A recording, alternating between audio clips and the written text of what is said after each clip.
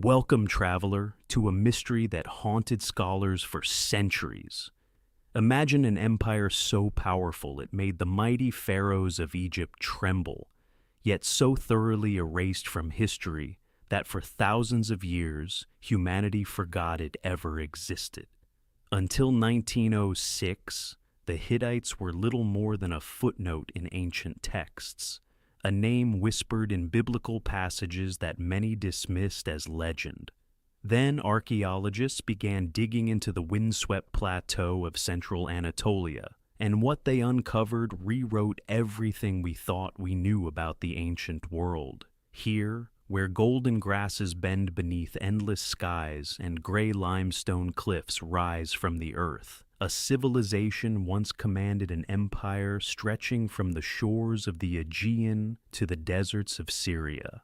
Their capital, Hattusa, stood as a fortress city of cyclopean walls and massive lion gates, home to warrior kings whose bronze chariots clashed with Ramesses the Great himself at Kadesh in 1274 before Christ, the largest chariot battle ever recorded in human history.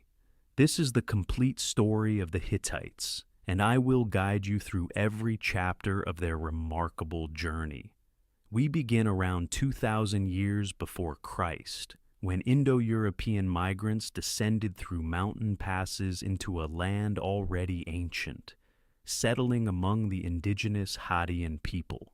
We will witness the forging of a kingdom, the rise of conqueror kings like Hattusili and Mursili, who dared to sack Babylon itself. We will navigate the treacherous waters of dynastic murder and succession crisis, then watch as warrior kings rebuilt their shattered realm into something greater than before. Together, we will stand beside Suppiluliuma the Great as he carves out an empire, and we will unravel the mystery of the Egyptian widow's letter that ended in tragedy and plague. We will examine their revolutionary innovations, from closely guarded iron-smelting secrets to sophisticated treaty diplomacy that created history's first recorded peace agreement between great powers. We will walk through Hattusa's temple complexes, read the cuneiform tablets that preserve their laws, myths, and royal correspondence, and understand how ordinary people lived, worked, and worshipped. And finally, we will witness the catastrophe. Around 1180 before Christ, the Bronze Age collapse swept across the ancient world like a tide of destruction. Climate change, migration, famine, and systemic failure combined into a perfect storm that extinguished Hittite power almost overnight. Hattusa burned, the empire fragmented, and slowly, inexorably, the Hittites faded from human memory until only scattered references remained. This is not merely ancient history. The Hittites shaped the world we inherited. Their legal codes emphasized restitution over punishment. Their diplomatic innovations created frameworks for international relations. Their military technologies transformed warfare across the Near East. If you find yourself drawn to these complete journeys through lost civilizations, please subscribe so you never miss our next exploration. Each week, we bring you the full story of a vanished world, from its first breath to its final legacy. Now, let us begin our journey in the mountain passes of ancient Anatolia, where strangers descended into a strange land and planted the seeds of empire. The wind carries no memory of those who first walked these highlands. Yet the land itself remembers. The Anatolian plateau stretches beneath an endless sky, a vast tableland of rolling grasslands and jagged limestone ridges, where winters bite with mountain cold and summers bake the earth to golden dust. Rivers carve deep valleys through ancient rock. Volcanic peaks rise in the distance, their slopes dark with obsidian glass. This is a land of passage, a bridge between worlds, where the steppes of Inner Asia meet the fertile crescents of the south. For millennia before the strangers arrive, the Hattians call this place home. They are an ancient people, their origins lost even to themselves. Their settlements cluster in river valleys and along trade routes, modest communities of mud brick houses and granaries. They worship the earth and the storm, honoring deities whose names will echo through centuries yet to come. The sun goddess of Arina watches over them. The storm god rumbles across their skies. Their language belongs to no known family, an isolate tongue that speaks of deep roots in this soil. The Hattians are farmers and metal workers, traders and priests. Their craftsmen shape copper and bronze into tools and ornaments. Their merchants travel roads that connect distant lands, carrying obsidian blades and precious metals. At sites like Alaka Hoyuk, their elite bury their dead with stunning wealth. Golden standards topped with stag figures, bronze discs inlaid with geometric patterns, ceremonial weapons never meant for war. These tombs speak of a sophisticated culture, hierarchical and prosperous, flourishing in the heart of Anatolia. Then, sometime around 2,000 years before the Common Era, the strangers begin to arrive. They come from the north and east, filtering through mountain passes in small groups over generations. They speak languages belonging to a vast family that will one day stretch from Ireland to India. These Indo-European migrants bring with them words for horses and wheels, for sky fathers and cattle wealth. They are pastoralists and warriors, accustomed to movement, to the rhythm of seasonal migration. The process unfolds slowly, almost imperceptibly. There is no single invasion, no dramatic conquest. Instead, the newcomers settle among the Hattians, intermarrying, trading, gradually weaving themselves into the fabric of Anatolian life. They adopt local gods and local customs. They learn to farm the plateau's stubborn soil. They absorb the Hattian knowledge of metalworking and adapt it to their own purposes. The fusion creates something new. The migrants bring their language, which will eventually dominate, but they take the Hattians' name for the land. They will call themselves the people of Hatti, honoring those who came before, even as they transform the culture beyond recognition. The Hattian gods survive, incorporated into an ever-expanding pantheon. The Hattian word for king, Labarna, becomes a royal title that will endure for centuries. Small kingdoms begin to coalesce across central Anatolia. Petty rulers compete for territory and trade routes. Fortified settlements rise on defensible hilltops. Bronze weapons multiply. The era of city-states dawns, each center vying for dominance in a landscape of shifting alliances and constant rivalry. Among these emerging powers, one settlement occupies a position of particular advantage. Nestled in a natural amphitheater of rocky ridges, protected by steep slopes and blessed with reliable water sources, a city begins to grow. Its location commands vital trade routes. Its elevation offers both defense and a climate suited to grain storage. The foundations of what will become Hattusa are laid, though the city's greatest days remain centuries distant. The transformation of Anatolia proceeds through generations of gradual change. Old Hattian traditions blend with newcomer innovations.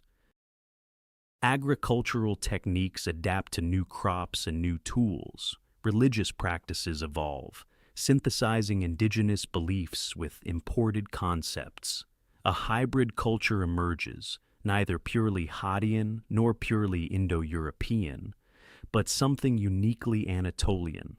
By 1750 years before the Common Era, the stage is set. The scattered kingdoms of central Anatolia await unification. The cultural fusion is nearly complete. The people who will build an empire have found their homeland, absorbed its wisdom, and begun to forge their own identity. They do not yet know what they will become.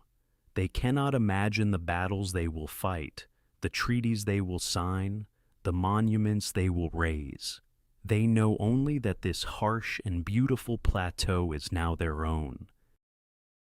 The plateau remembers the moment a city chose to rise.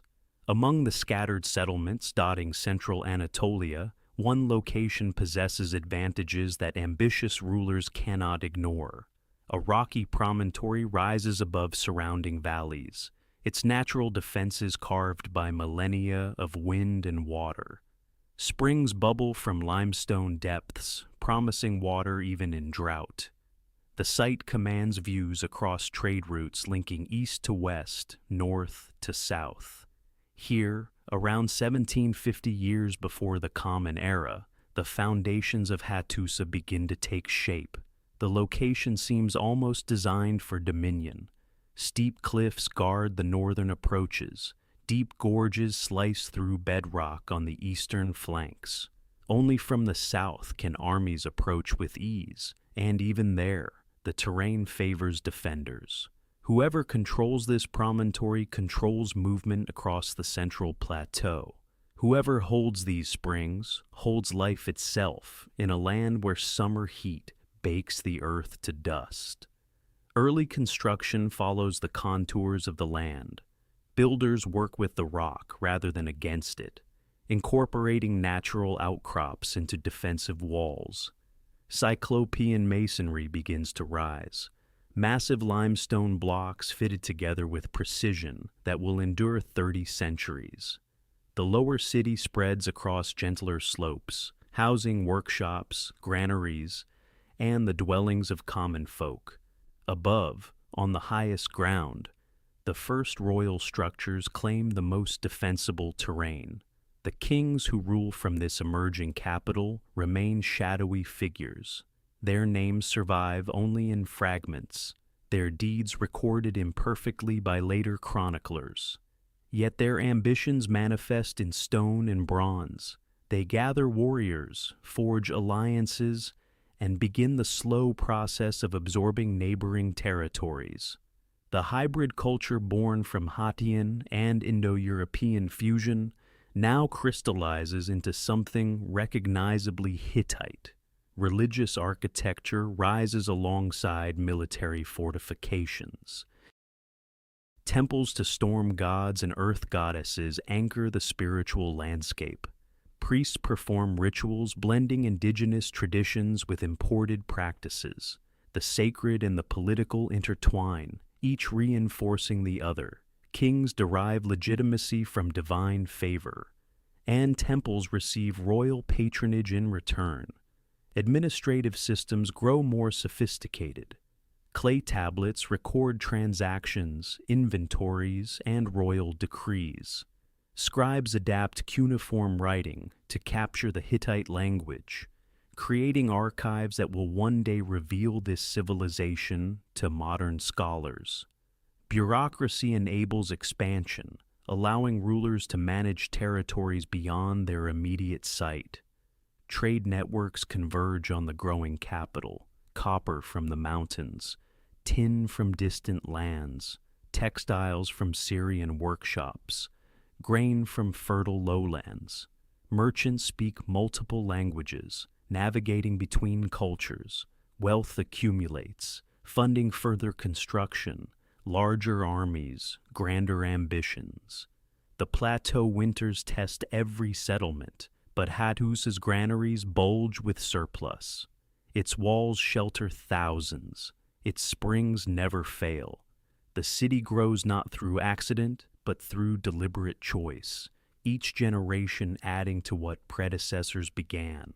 By 1650 years before the Common Era, Hattusa stands ready to birth an empire. The mountain fortress has become a royal seat. The scattered kingdoms of Anatolia will soon learn what power rises from this plateau. The plateau has chosen its champion.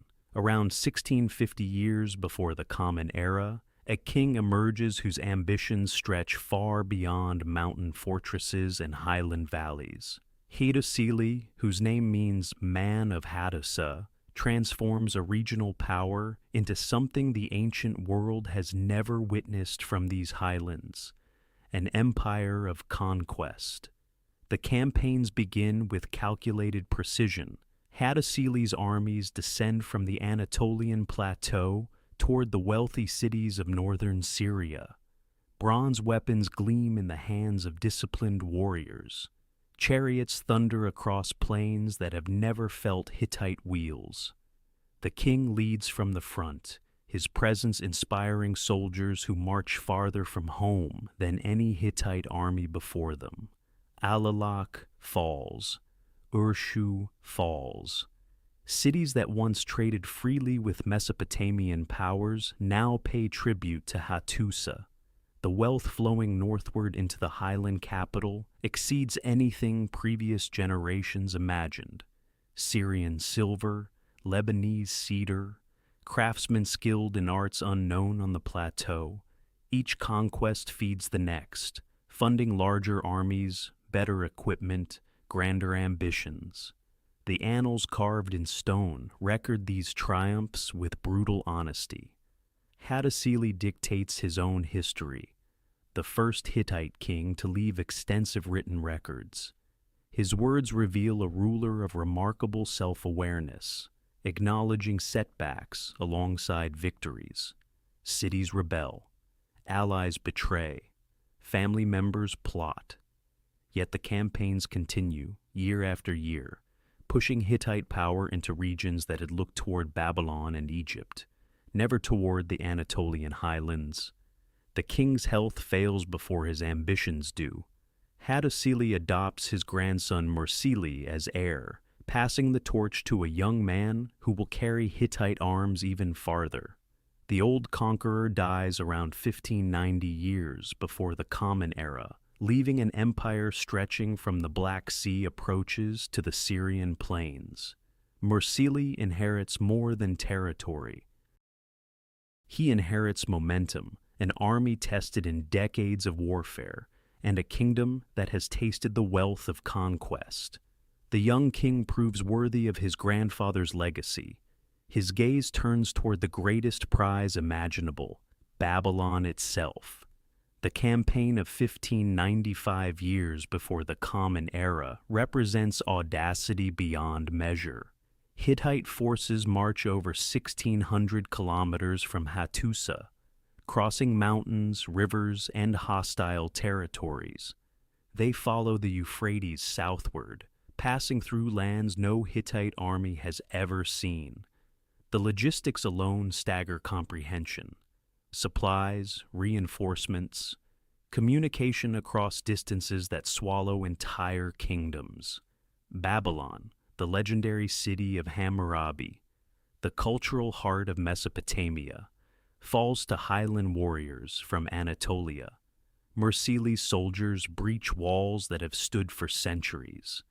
They carry away the statue of Marduk, Babylon's patron deity, along with treasures accumulated over generations.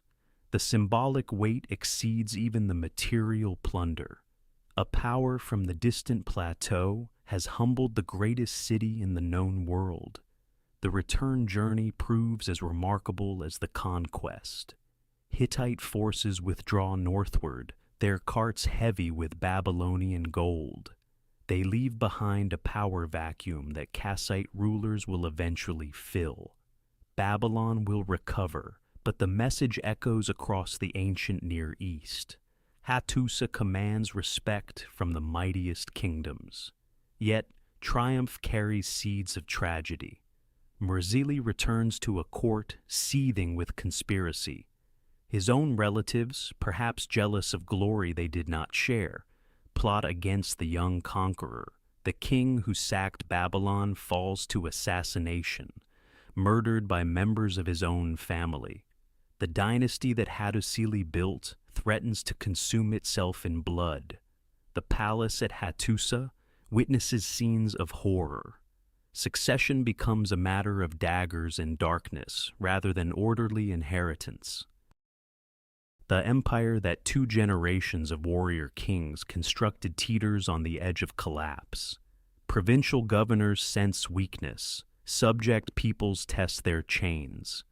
The wealth of Babylon cannot purchase loyalty from ambitious nobles who see the throne within reach. The first conquerors have proven what Hittite arms can achieve. They have demonstrated that power from the Anatolian plateau can challenge any kingdom, humble any city, reach any distance. But they have also revealed the fatal flaw that will haunt Hittite history: the absence of stable succession, the tendency for royal blood to spill royal blood. The blood that purchased empire now demands payment in kind. Within a generation of Mursili, the first's triumphant return from Babylon, the Hittite royal house transforms into a charnel pit. The king who humbled Mesopotamia's greatest city falls not to foreign enemies, but to conspiracy within his own palace walls. His brother-in-law, Hantili, seizes power through assassination, inaugurating a century of dynastic murder that will nearly extinguish Hittite civilization entirely. The pattern establishes itself with terrible efficiency. Hantili eliminates Mursili and his sons, securing the throne through bloodshed. Yet, the usurper cannot escape the logic of his own ascent. His reign witnesses the murder of his own heirs, the erosion of conquered territories, and constant fear of the same fate he inflicted upon his predecessor. The Hurrians press from the east, sensing weakness. Syrian vassals slip their bonds. The empire contracts like a wounded animal retreating to its den. Succession becomes a lottery of violence. Zidanta murders Hantili's remaining family and claims kingship. Amuna then eliminates Zidanta. Each transition leaves the throne weaker, the treasury emptier, the army less reliable. Provincial governors calculate their own chances. The great families of Hattusa divide into factions, each backing different claimants, each preparing for the next round of bloodletting. The archives from this period, fragmentary and water-damaged, reveal a kingdom consuming itself. Royal edicts grow desperate in tone. Kings who once commanded armies to Babylon now struggle to maintain authority over nearby towns. The tribute that once flowed from Syria and Mesopotamia ceases entirely. Hattusa's storehouses empty. The great temples receive diminished offerings. Foreign powers observe and exploit. The Hurrian kingdom of Mitanni expands into territories Hattusili and Mursili had claimed. Kizuwatna, the strategic region controlling mountain passes to the south, asserts independence. The Kaskan tribes of the northern mountains, never fully subdued, raid with increasing boldness. Each external loss encourages internal rivals to strike. The palace architecture of this era tells its own story. Defensive walls thicken, private chambers multiply locks and guards. The open courtyards where earlier kings received subjects give way to fortified inner sanctums. Trust becomes impossible when every cup might contain poison, every shadow might conceal an assassin. Yet, amid the chaos, certain institutions endure. The scribal schools continue training new generations in cuneiform. The temples maintain their rituals, their priests arguing that divine favor can be restored through proper observance. The army, though weakened, retains its organizational structure and tactical knowledge. The bureaucratic apparatus that administered empire survives, waiting for a strong hand to wield it again. The old kingdom does not die in a single catastrophe. It bleeds out slowly across decades of fratricidal struggle. By 1500 years before the Common Era, the Hittite state has contracted to its Anatolian heartland. The dream of empire seems finished. Babylon's sack becomes a distant memory, a story elders tell of vanished glory. The succession crisis reveals fundamental weaknesses in Hittite political culture. Unlike Egypt with its divine kingship, or Babylon with its established dynasties, the Hittites never fully resolved the question of legitimate succession. The throne remained contestable, the king's authority dependent on military success and noble support rather than sacred right. This dark century teaches lessons that later kings will remember: the need for clear succession laws, the danger of allowing noble families too much power, the importance of maintaining military strength even during internal struggles. These hard truths, purchased in blood, will inform the reforms that eventually restore Hittite greatness. The plateau endures. The wind still sweeps across highland grasses. The fortress city of Hattusa still commands its strategic position. The knowledge of bronze working, chariot construction, and military organization survives in workshops and training grounds. The potential for empire remains, dormant but not destroyed. Somewhere in the royal bloodline, descendants of the great conquerors still live, waiting for their moment. The dynasty that seemed destined for extinction will find renewal, but first, the killing must exhaust itself. The factions must weaken each other beyond recovery, and a new generation must learn from the failures of their fathers. The dynasty that seemed destined for extinction finds no quick salvation. The century following the great succession crises unfolds as the darkest period in Hittite memory, a prolonged twilight when the empire contracts, enemies press from every direction, and the very survival of the kingdom hangs in perpetual doubt. The Hurrians prove the most dangerous threat. From their heartland in northern Mesopotamia, the kingdom of Mitanni has grown into a formidable power. Hurrian armies push westward into territories that Hattusili and Mursili once claimed as Hittite domains. Syrian vassal states that once sent tribute to Hattusa now look eastward to Mitanni for protection and alliance. The great conquests of the founding kings evaporate like morning mist on the highland grasses. Within Hattusa itself, the royal court becomes a labyrinth of suspicion. Each king who manages to claim the throne rules with one eye watching his own relatives. The pattern of assassination has become so ingrained that trust between family members proves impossible. Nobles maintain private armed retinues. Palace factions form and dissolve around potential claimants. The energy that should flow toward external expansion instead burns in endless internal maneuvering. The Kaska peoples to the north sense weakness. These mountain tribes, never fully subdued even during the empire's height, now raid with increasing boldness. Hittite frontier settlements burn. Trade routes through the northern passes become dangerous. The kingdom that once projected power across hundreds of miles now struggles to secure its own borders. Economic strain compounds military pressure. The tribute networks that funded royal ambitions have collapsed. Vassal states no longer send their annual payments of copper, silver, and grain. The great workshops of Hattusa continue their work, but resources grow scarce.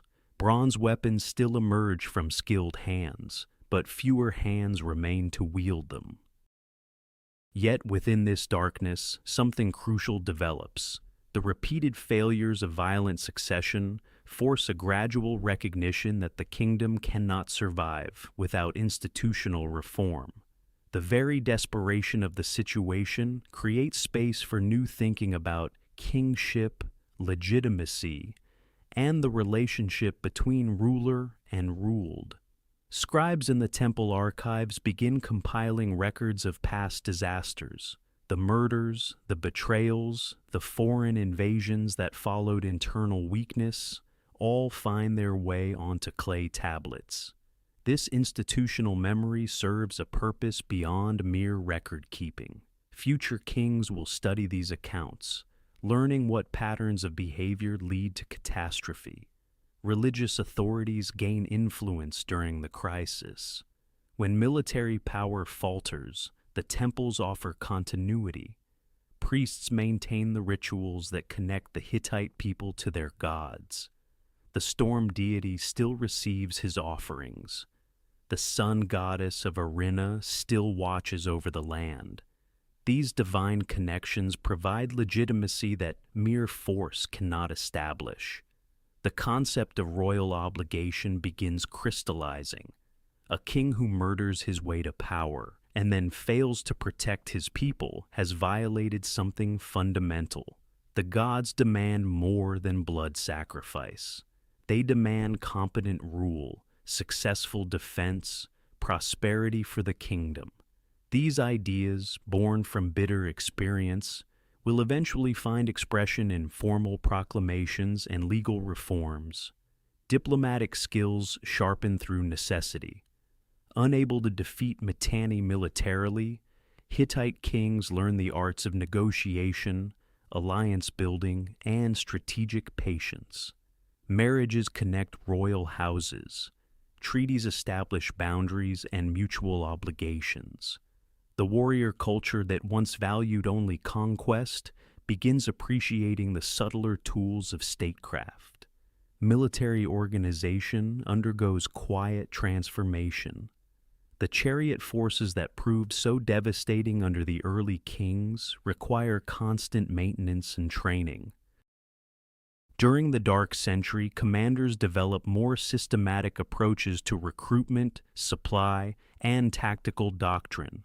The army that will eventually challenge Egypt takes shape through these decades of defensive struggle. The plateau endures its long winter. Hattusa's walls still stand. The lion gates still guard their passages. Within the citadel, a reduced but resilient court maintains the forms of Hittite kingship. The archives grow, the temples function. The knowledge accumulated across generations survives. Somewhere around 1400 years before the Common Era, the darkness begins lifting. A new generation of kings emerges, educated by failure, hardened by struggle, determined to restore what their ancestors built.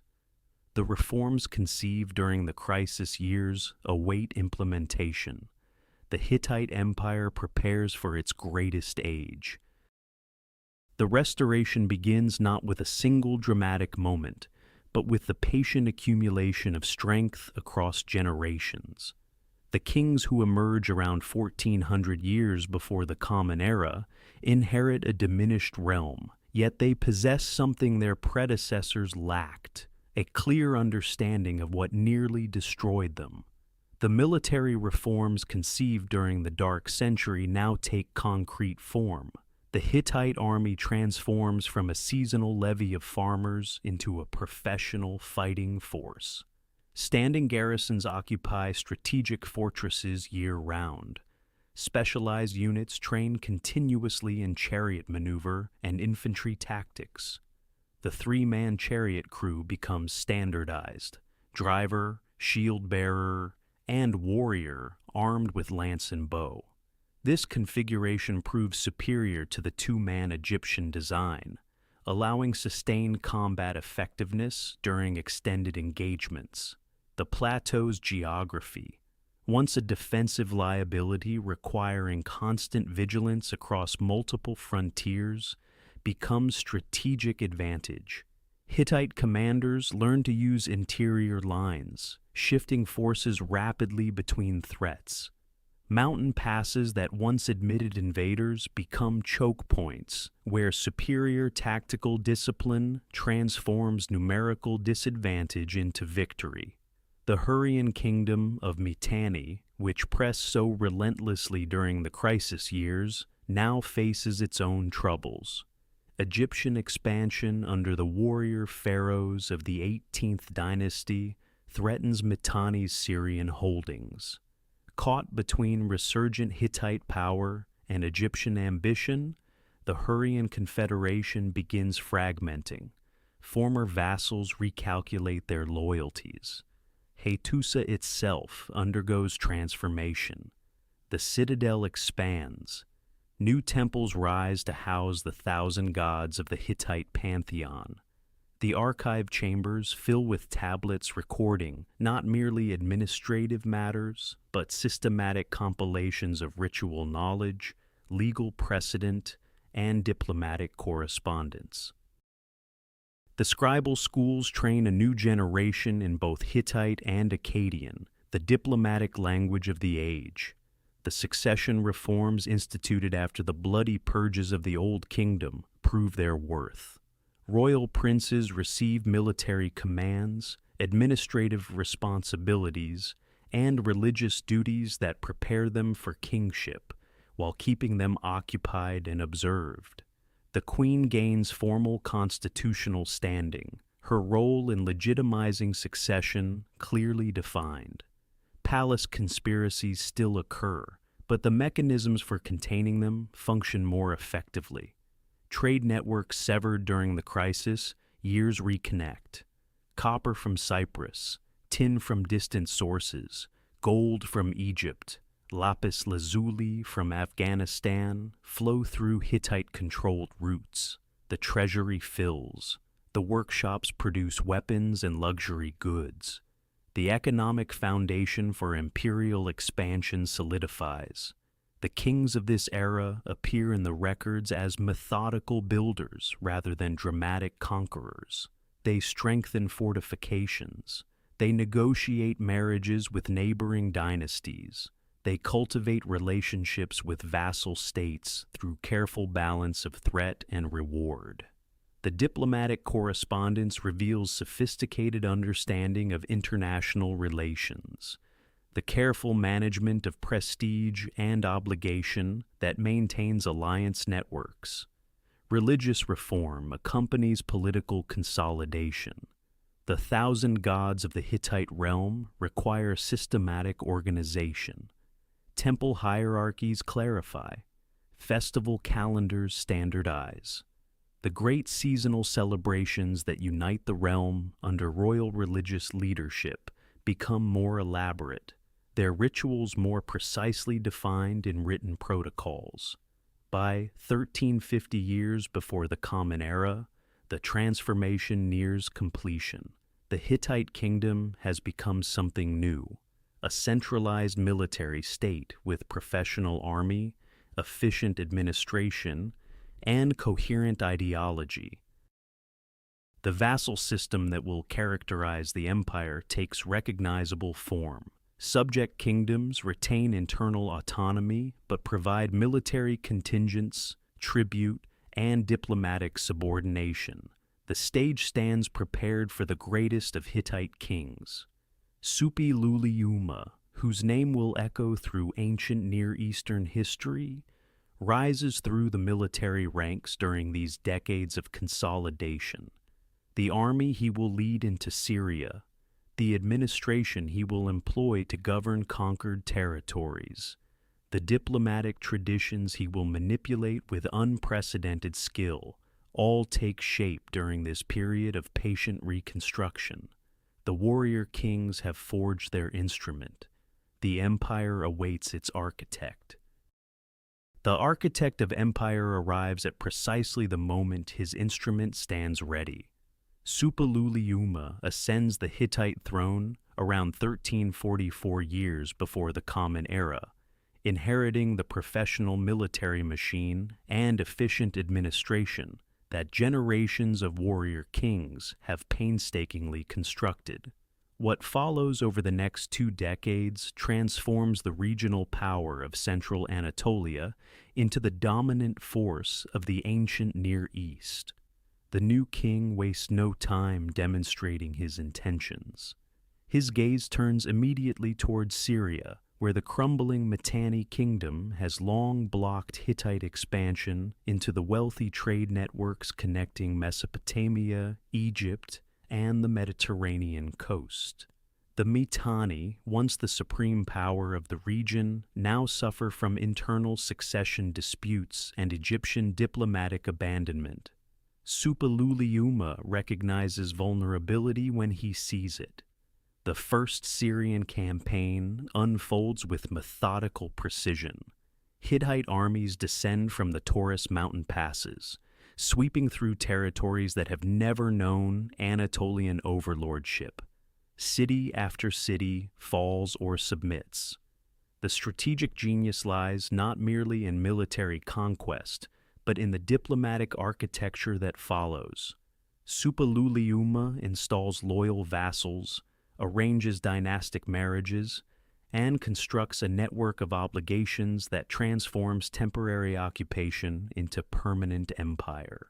The great prize is Carchemish, the wealthy trading city controlling the Euphrates crossing. Its capture requires siege warfare on a scale the Hittites have never before attempted. Massive bronze-clad battering rams assault mud brick walls. Scaling parties climb under arrow fire. When the city finally falls, Suppiluliuma installs his own son as king, establishing a secondary royal line that will govern Syrian territories for generations. The Mitanni kingdom collapses entirely under this sustained pressure. Its capital, Washukani, falls to Hittite forces. The once mighty empire that had challenged Egypt and dominated northern Mesopotamia simply ceases to exist as an independent power. Suppiluliuma absorbs its western territories directly while reducing its eastern remnants to vassal status. Egyptian pharaohs watch these developments with growing alarm. The traditional balance of power that had divided the Near East between great kingdoms now tilts decisively toward Hattusa. Syrian city-states that had paid tribute to Egypt now send their taxes northward to the Anatolian plateau. Trade routes that had enriched Egyptian coffers now fill Hittite treasuries. The administrative machinery required to govern this expanded empire develops remarkable sophistication. Royal scribes maintain correspondence with dozens of vassal kings, each relationship carefully calibrated between autonomy and subordination. Treaty texts spell out obligations in precise detail, military contingents to be provided, tribute amounts to be delivered, diplomatic protocols to be observed. The cuneiform archives at Hattusa swell with thousands of tablets documenting this complex web of imperial relationships. Suppiluliuma proves equally skilled at defensive strategy. The Casca tribes along the northern frontier, perpetual raiders who had plagued earlier kings, face systematic military campaigns that push them back from Hittite heartland territories. Fortification networks strengthen vulnerable border regions. Garrison troops maintain permanent presence in strategic locations. The king's reign witnesses the Hittite Empire reaching its maximum territorial extent. From the Aegean coast to the upper Euphrates, from the Black Sea approaches to the borders of Egyptian-controlled Canaan, Hittite power commands respect and tribute. The Plateau Kingdom has become a superpower, its influence shaping events across the entire ancient Near East. Yet, even at this moment of supreme triumph, shadows gather. The plague that will devastate Hittite lands arrives, carried perhaps by Egyptian prisoners of war. Suppiluliuma himself will fall victim to this pestilence around 1322, dying at the height of his power. His empire, however, endures. The institutions he has built, the territories he has conquered, the diplomatic networks he has woven will survive his death and define Hittite greatness for generations to come. The plague spreads through Hattusa like divine judgment. In the months following Suppiluliuma's death, around 1322 before the Common Era, the pestilence that claimed the great conqueror continues its relentless harvest. His son, Arnuwanda II, inherits an empire at its territorial peak and a capital city where funeral pyres burn day and night. The new king's reign lasts mere months before disease claims him as well, leaving the throne to his younger brother, Mursili II. Into this chaos arrives the most extraordinary diplomatic communication in ancient history. A letter reaches Hattusa from Egypt, written by a queen whose identity scholars still debate.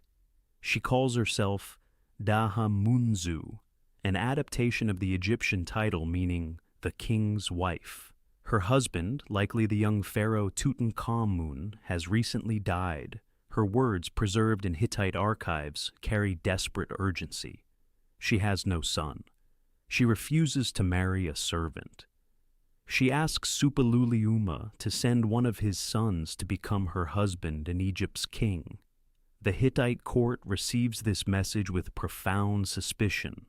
Nothing in diplomatic precedent prepares them for such an offer. Egyptian princesses never marry foreign kings. Egyptian queens never invite foreign princes to claim the throne. Suppiluliuma, still alive when the first letter arrives, suspects a trap designed to humiliate his kingdom or capture a royal hostage. He dispatches an envoy to verify the queen's sincerity. Months pass as messengers traverse the difficult terrain between Hattusa and the Nile. A second letter arrives, its tone wounded and insistent. The queen protests that she has not written to any other country. She has written only to Hattusa. She demands to know why her sincerity is questioned. She repeats her offer with unmistakable clarity. Suppiluliuma finally relents.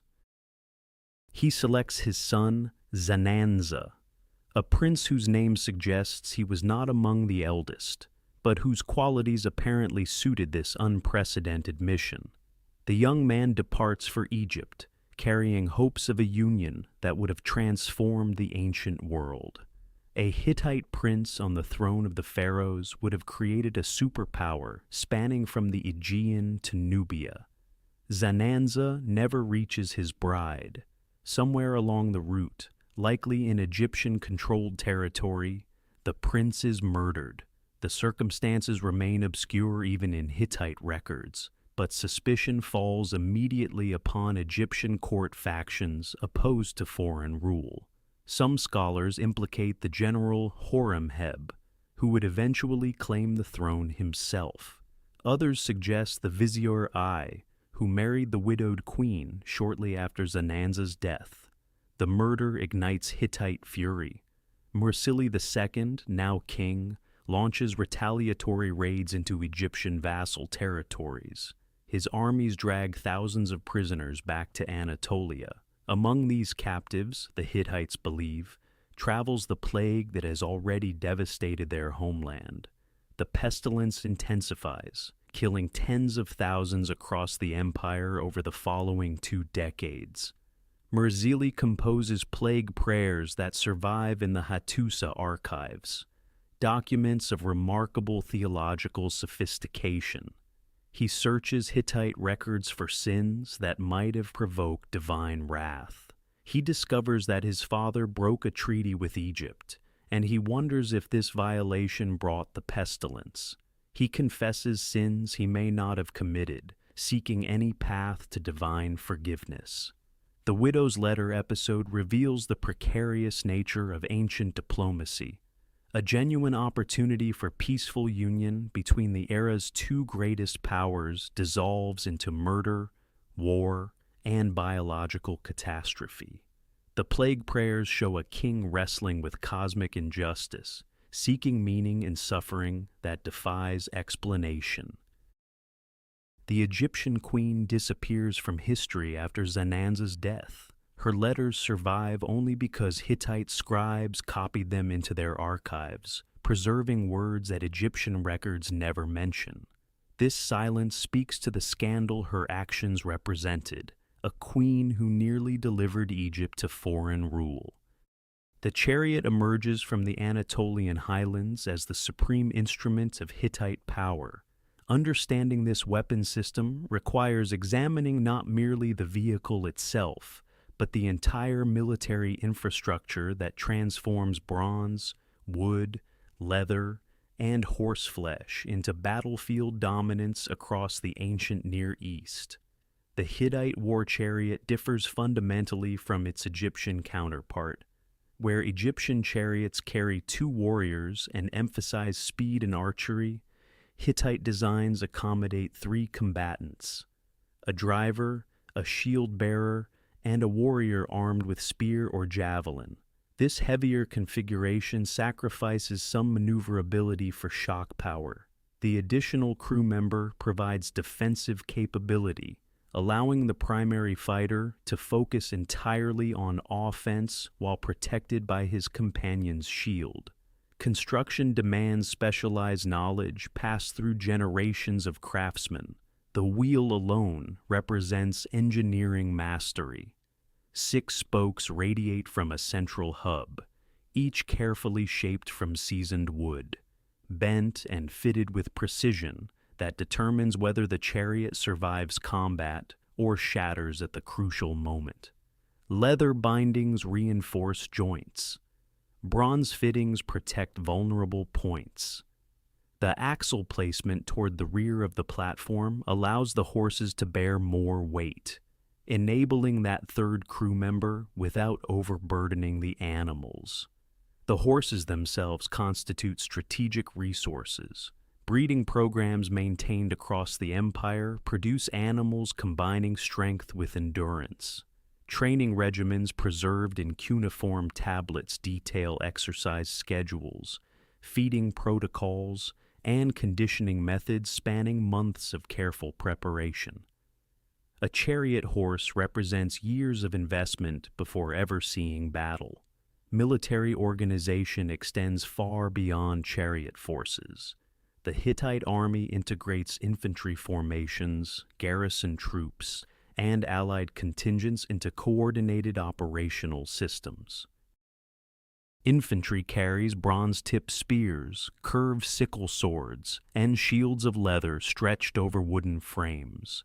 Archers provide range support. Specialized units guard mountain passes and frontier fortifications. The command structure flows from the king through appointed generals to unit commanders. Provincial governors maintain local forces for immediate defense while contributing troops to royal campaigns. This decentralized system allows rapid response to threats across the empire's vast territories, while preserving centralized control over major military operations. Logistics determine campaign possibilities. Armies require food, water, fodder, replacement weapons, and medical support. The Hittite military administration maintains supply depots along major routes, stockpiles grain in fortified positions, and coordinates with local populations to provision moving forces. A campaign into Syria demands months of preparation before the first soldier marches. Siege warfare capabilities prove essential for reducing fortified cities. Hittite engineers construct ramps, employ battering rams, and organize assault parties for scaling walls. The patience required for siege operations contrasts with chariot warfare's dramatic charges, yet both capabilities remain necessary for imperial expansion. The army serves purposes beyond conquest. Military presence along borders deters aggression. Garrison forces maintain internal order. The threat of royal intervention keeps vassal states compliant. This constant military readiness consumes enormous resources, but provides the foundation upon which diplomatic and economic power rests. Training never ceases. Soldiers drill formations, practice weapons handling, and rehearse tactical maneuvers throughout their service. Officers study previous campaigns, learning from both victories and defeats. This institutional memory accumulates across generations, creating military traditions that outlast individual commanders. The chariot force represents elite status within Hittite society. Chariot warriors come from noble families, their equipment representing wealth beyond common soldiers' reach. Yet this aristocratic force depends entirely upon the broader military system. The infantry that holds ground, the engineers who breach walls, the logistics officers who ensure supplies arrive.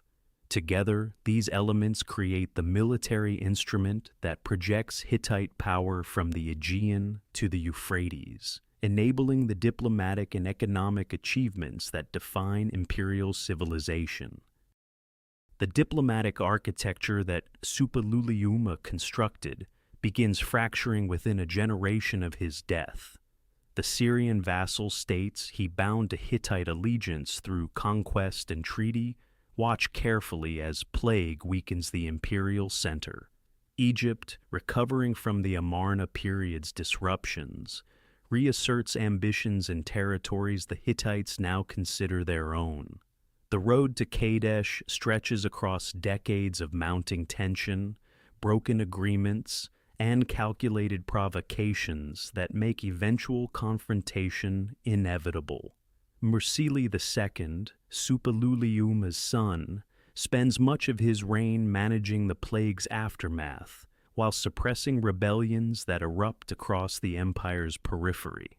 His military campaigns restore order, but cannot address the fundamental challenge emerging from the south. Egypt under the 19th dynasty pursues aggressive expansion into the Levant. Seti I leads armies northward, reclaiming territories that had drifted toward Hittite influence. The buffer zones between empires shrink, border incidents multiply. Local rulers caught between great powers shift allegiances according to which army appears most recently on their horizons. The kingdom of Amurru becomes the focal point of imperial competition. Positioned along crucial trade routes connecting the Mediterranean coast to inland Syria, Amurru's loyalty determines which empire controls access to the region's wealth. Its rulers practice survival diplomacy, pledging allegiance to whichever power seems ascendant while preparing to switch sides when circumstances change. This strategic flexibility infuriates both Hittite and Egyptian courts, yet neither can afford to ignore Amurru's importance. Muwatalli II ascends the Hittite throne around 1285 before the Common Era, inheriting an empire stretched thin by decades of continuous warfare. His response to mounting Egyptian pressure reveals strategic thinking of considerable sophistication. Rather than simply reinforcing existing positions, Muwatalli relocates the imperial capital southward to Tarhuntassa, positioning himself closer to the Syrian territories where confrontation seems inevitable. This bold administrative reorganization demonstrates recognition that the coming conflict will require sustained commitment rather than brief campaigning. The preparations extend across years. Muwatalli assembles the largest military force Hittite history has witnessed.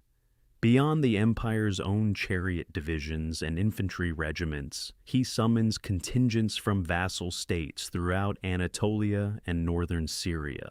The army that eventually marches toward Kadesh represents not merely Hittite strength, but the combined military resources of an entire imperial system. Estimates suggest forces numbering between 35 and 40,000 soldiers, including perhaps 3,500 chariots. Intelligence networks track Egyptian movements with careful attention, When Ramesses II begins his own march northward around 1274 before the Common Era, Hittite scouts monitor his progress. The young pharaoh leads an army organized into 4 divisions, each named for Egyptian gods. His force approaches Kadesh confident in Egyptian military superiority, unaware that Muwatalli has positioned the entire Hittite army behind the city, concealed from Egyptian reconnaissance. The terrain around Kadesh offers natural advantages for the defender who understands its possibilities. The Orontes River curves around the city, creating obstacles that channel approaching armies into predictable routes. Hills and ridges provide concealment for forces waiting in ambush. Muwatalli positions his chariots where they can strike Egyptian columns while they remain strung out along the march, before they can deploy into battle formation. The strategic patience displayed during these preparations reflects lessons accumulated across generations of Hittite military experience. Muwatalli does not seek merely to defeat an Egyptian army, but to shatter Egyptian ambitions in Syria permanently. The concentration of force, the careful positioning, the intelligence operations that feed Egyptian commanders false information about Hittite locations, all demonstrate sophisticated operational planning that transforms numerical advantage into tactical opportunity. The stage is set for the ancient world's most documented military confrontation. The morning of late May 1274, before the Common Era, dawns over the Orontes River Valley with the promise of violence. Ramesses II leads his army northward in 4 divisions named for the gods, Amun, Ra, Ptah, and Seth, stretched across miles of Syrian terrain. The young pharaoh rides with the vanguard, eager for glory, convinced by captured Bedouin informants that the Hittite army remains far to the north near Aleppo. This intelligence is catastrophically false. Muwatalli has positioned his forces with predatory precision. 2,500 heavy chariots wait concealed behind the eastern bank of the Orontes, screened by the city of Kadesh itself. The Hittite king watches from elevated ground as Egyptian columns approach in vulnerable formation, each division separated by hours of marching distance from the next. The trap requires only patience. Ramesses establishes camp northwest of Kadesh, with only his Amun division present. The Ra division marches several miles behind, visible as a dust cloud moving slowly through the afternoon heat. At this moment, Hittite scouts capture 2 genuine informants, who reveal under interrogation the truth that shatters Egyptian confidence. The entire Hittite army lies hidden within striking distance. The revelation comes too late. Muwatalli unleashes his chariot force across a ford south of Kadesh, striking the Ra division while it remains strung out in march column. The impact is devastating. Egyptian infantry scatter before the 3-man Hittite chariots, each carrying a driver, shield-bearer, and warrior armed with stabbing spear. The Ra division disintegrates, survivors fleeing northward toward the pharaoh's camp, carrying chaos with them. The Hittite chariots pursue into the Egyptian encampment itself. Ramesses finds himself surrounded by enemy vehicles, while his own forces collapse into confusion. The pharaoh's personal accounts, later carved into temple walls across Egypt, describe desperate fighting where he alone holds back the Hittite tide. The propaganda obscures but cannot entirely conceal the reality. The Egyptian army faces annihilation. What saves Ramesses arrives from an unexpected direction. A force of elite troops called the Niran, traveling by coastal route to reinforce the Egyptian army, reaches the battlefield at the critical moment. Their sudden appearance on the Hittite flank disrupts the chariot assault. Simultaneously, the Ptah division finally arrives from the south, adding fresh forces to the Egyptian defense. The battle transforms from Hittite triumph to grinding stalemate. Mu'attali commits his chariot reserve, but cannot achieve the decisive breakthrough that seemed certain hours earlier. The Hittite infantry, held back throughout the engagement, never enters combat, a decision that later generations of military historians question. As evening approaches, both armies remain on the field, bloodied but unbroken. The following day brings no renewal of major combat. Ramesses has lost thousands of soldiers and nearly his own life. Mu'attali retains control of Kadesh and the surrounding territory. Both kings claim victory in their official records, yet the strategic reality favors neither completely. Egypt cannot advance further into Syria. The Hittites cannot destroy Egyptian power in the Levant.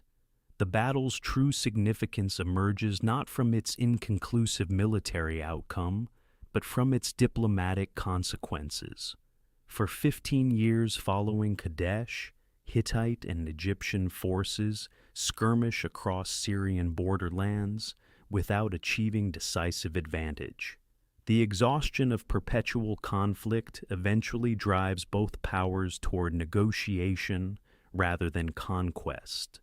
The greatest battle of the Bronze Age produces not a victor, but a recognition that neither empire can eliminate the other through force alone.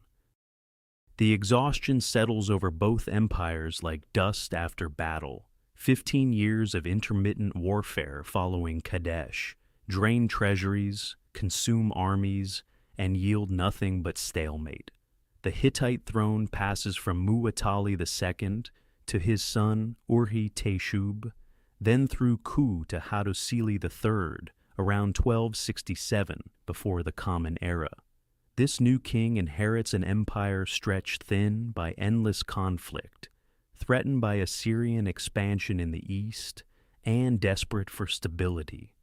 Ramesses II ages on his throne at Pi-Ramesses, his early dreams of Syrian conquest fading into pragmatic calculation.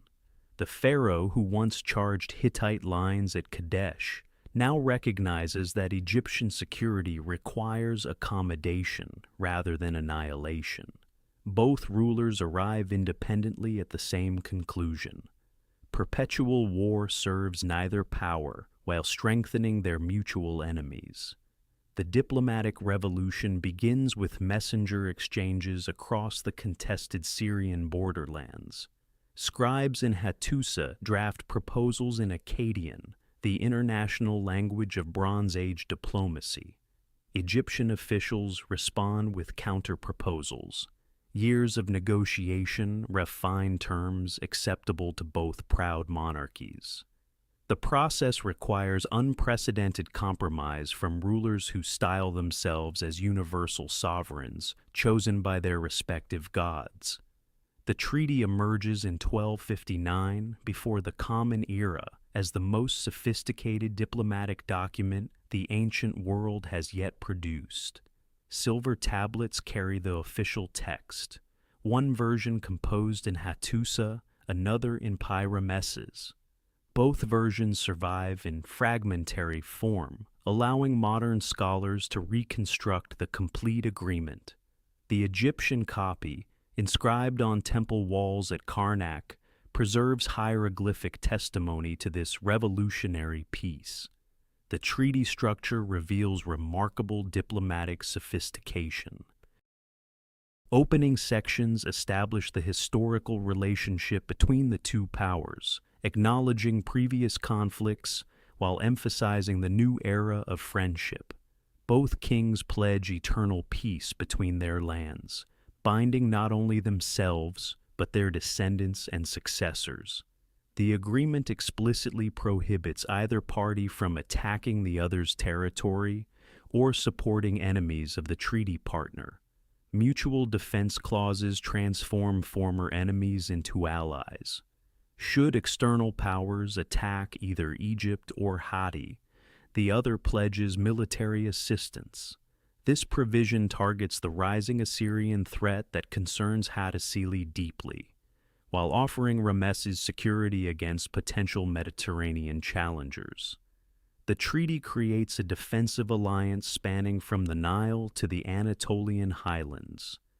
Extradition provisions address the practical problem of refugees and fugitives crossing between empires. Political dissidents, escaped slaves, and criminals fleeing justice must be returned to their home territories. Remarkably, the treaty includes humanitarian protections for extradited persons, prohibiting punishment of returnees and their families.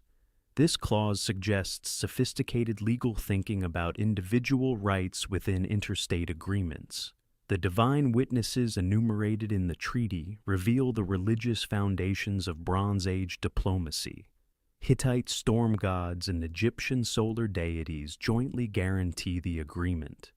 1,000 gods of Hatti and 1,000 gods of Egypt stand as supernatural enforcers.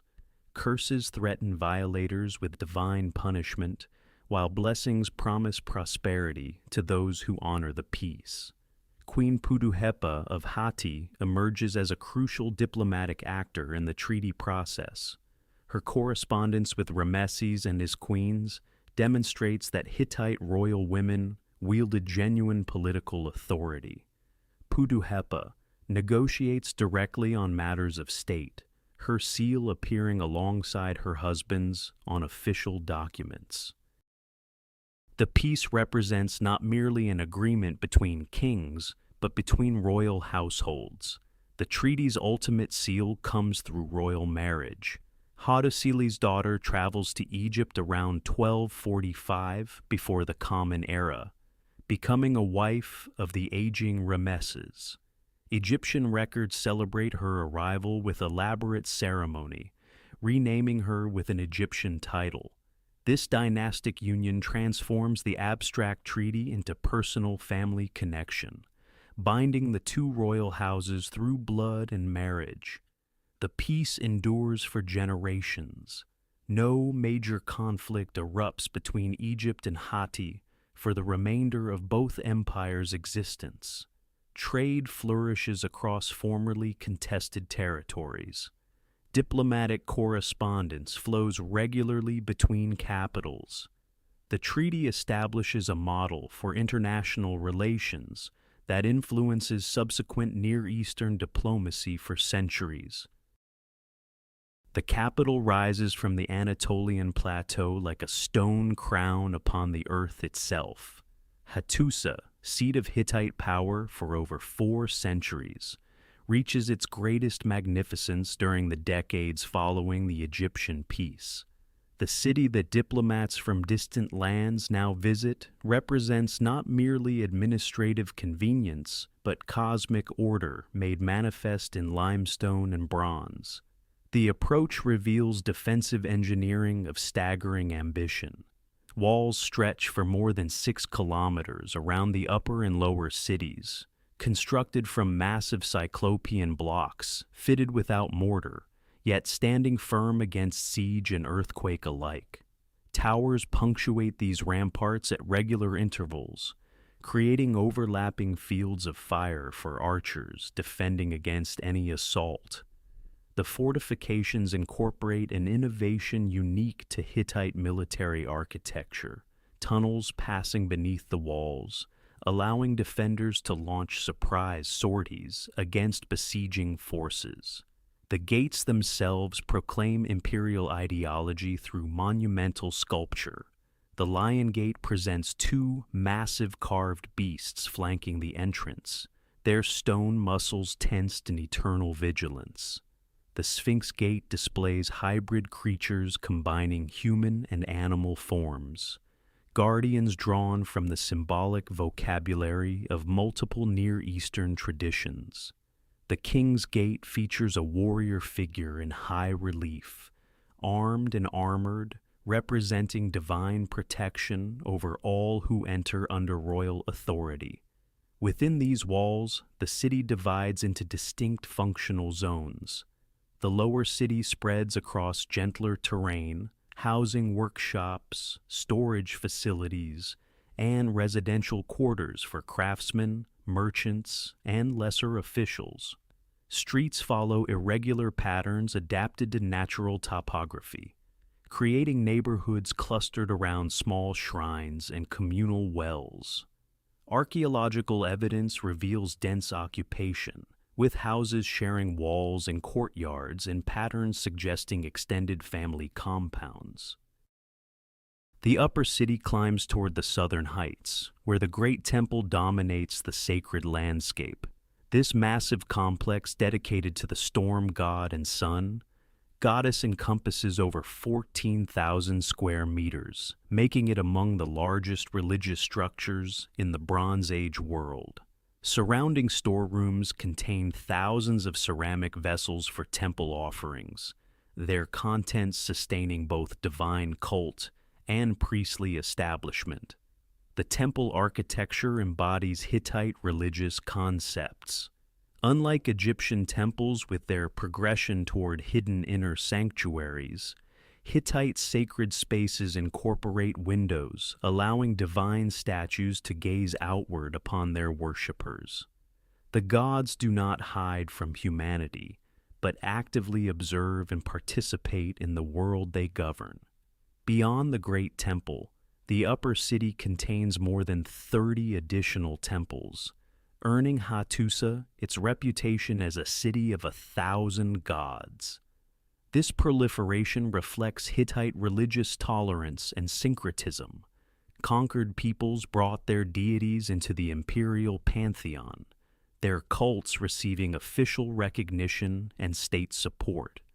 The Hittites absorbed rather than suppressed foreign worship, creating a theological system of remarkable complexity. The royal citadel crowns the highest point, accessible only through heavily fortified approaches.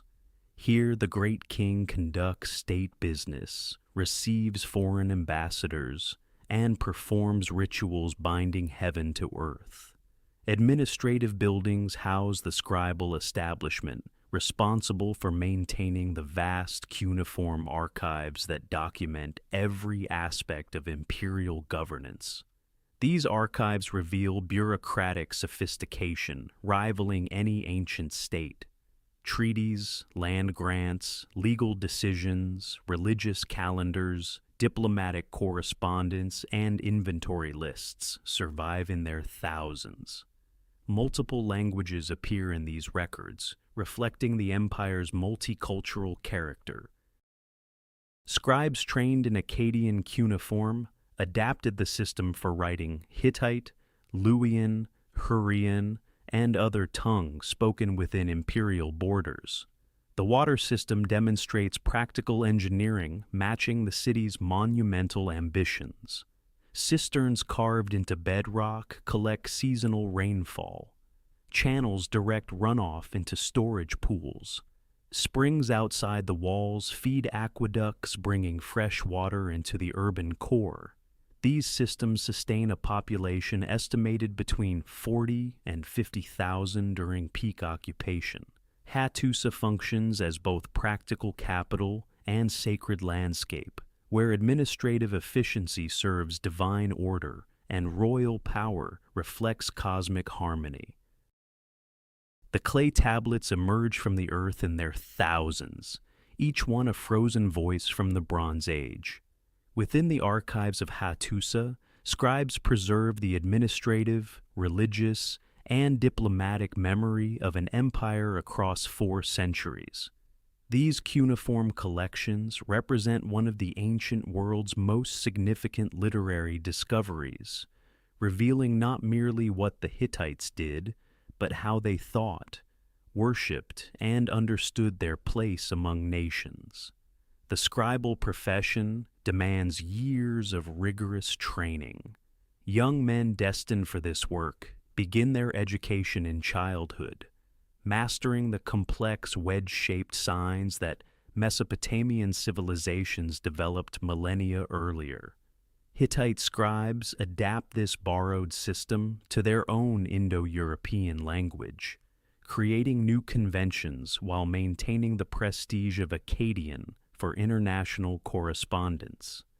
A fully trained scribe commands multiple writing systems and languages, moving fluidly between administrative records in Hittite and diplomatic letters in the lingua franca of the age.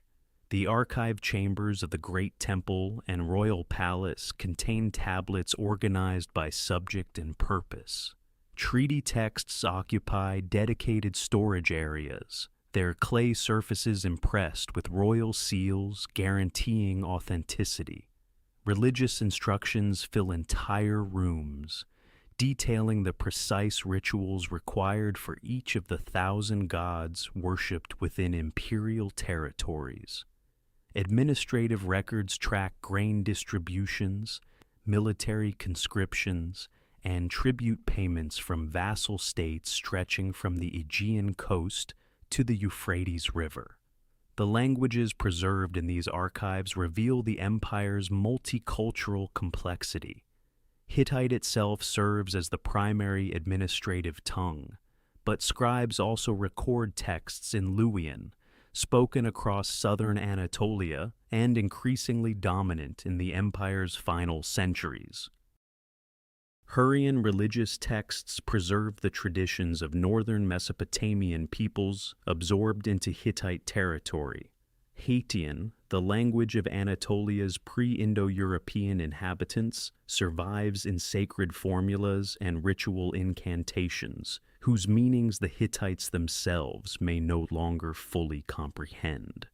Literary compositions demonstrate sophisticated narrative traditions.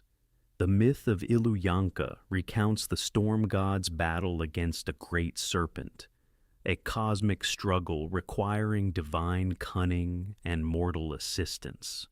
The Song of Kumarbi preserves Hurrian theogonic traditions describing violent succession among the gods, narratives that scholars recognize as distant ancestors of Greek mythology. Historical texts celebrate royal achievements while acknowledging setbacks with surprising honesty, creating a historiographic tradition distinct from the pure propaganda of Egyptian monuments. The scribes develop specialized vocabularies for every domain of imperial life. Medical texts catalog symptoms and treatments, combining practical observation with magical incantations. Omen collections interpret the movements of celestial bodies, the behavior of animals, and the patterns of oil upon water. Horse training manuals attributed to a Hurrian master named Kikali provide detailed instructions for conditioning chariot teams, technical literature serving military necessity. Legal compilations preserve the Hittite approach to justice, emphasizing compensation over punishment. These law codes distinguish between intentional and accidental harm, prescribe different penalties for free persons and slaves, and reveal a society where economic restitution could resolve even serious crimes. The tablets demonstrate legal thinking that balances royal authority with customary practice, creating frameworks that governed daily life across diverse populations. The physical act of writing requires specialized materials and techniques.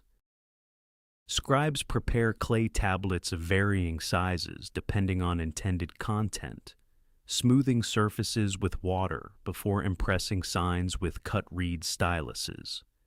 Important documents receive protective clay envelopes bearing summary information and seal impressions.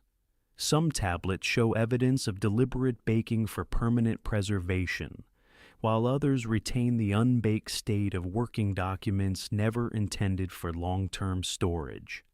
These archives would lie buried beneath Hattusa's ruins for over 3,000 years, awaiting excavators who would struggle to decipher languages unknown to modern scholarship. The tablets preserve voices that speak across millennia, revealing an empire of sophisticated literacy where written records governed administration, preserved sacred knowledge, and documented the diplomatic relationships binding Bronze Age powers in networks of obligation and alliance. The sacred calendar governs Hittite existence with rhythms older than memory. Throughout the year, festivals punctuate the agricultural cycle, binding king, priest, and peasant in obligations to powers dwelling beyond mortal sight. The storm god Tarhuna commands the heavens, hurling thunderbolts across Anatolian skies, while the sun goddess of Arina watches over the land itself, her warmth sustaining crops and cattle alike. The religious landscape the Hittites inherit proves remarkably diverse. Indigenous Hattitian deities merge with Indo-European gods brought by migrating ancestors. Hurrian influences from the southeast introduce additional divine figures. Rather than imposing theological uniformity, Hittite religion absorbs this multiplicity, creating a pantheon scholars describe as containing 1,000 gods. Each conquered territory contributes its local deities to an ever-expanding divine assembly. The great temple complexes of Hattusa serve these countless powers. Temple 1, dedicated to the storm god and sun goddess, sprawls across nearly 15,000 square meters within the lower city. Massive stone foundations support structures containing storerooms, administrative chambers, and sacred spaces where divine statues receive daily offerings. Priests perform elaborate rituals, ensuring divine favor continues flowing toward the empire. The king himself functions as supreme priest, personally responsible for maintaining cosmic order through proper worship.